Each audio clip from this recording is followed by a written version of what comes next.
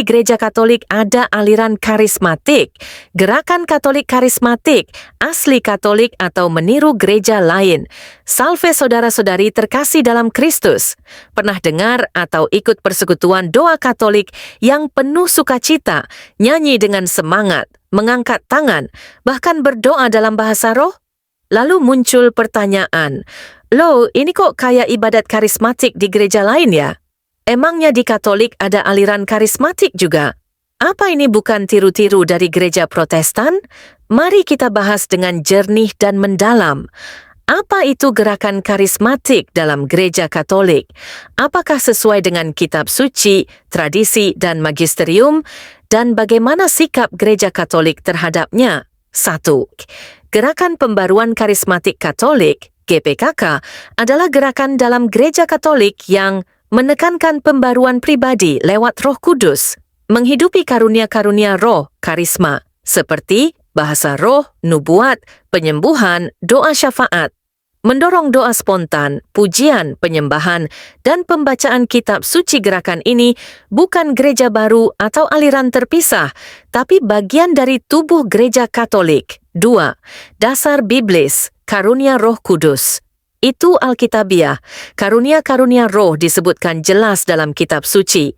Kepada yang seorang roh memberikan karunia berkata-kata dengan hikmat, kepada yang lain karunia pengetahuan, iman, penyembuhan, mukjizat, nubuat, membedakan roh, bahasa roh, dan penafsirannya. 1 Korintus 12:7-10. Kamu akan menerima kuasa kalau Roh Kudus turun atas kamu dan kamu akan menjadi saksiku. Kisah Para Rasul 1:8. Maka karismatik bukan hal baru, melainkan kembali ke semangat gereja awal yang hidup dalam kuasa Roh Kudus. 3. Sejarah munculnya dalam gereja Katolik. Tahun 1967, sejumlah mahasiswa dan dosen di Universitas Duquesne, Pittsburgh, AS, mengalami baptisan dalam Roh Kudus dalam sebuah retreat doa. Dari pengalaman itu, mereka mulai menghidupi karunia-karunia roh seperti dalam Kisah Para Rasul. Gerakan ini kemudian menyebar ke banyak negara, termasuk Indonesia, dan diadopsi dalam kesatuan dengan ajaran dan struktur gereja Katolik. 4. Sikap resmi Gereja Katolik Paus Paulus VI 1975 menerima para pemimpin gerakan karismatik dan berkata, gerakan karismatik adalah kesempatan besar bagi gereja. Jangan padamkan roh. Paus Yohanes Paulus. Kedua bahkan mendorong pembaruan dalam Roh Kudus adalah harapan besar bagi gereja dan dunia.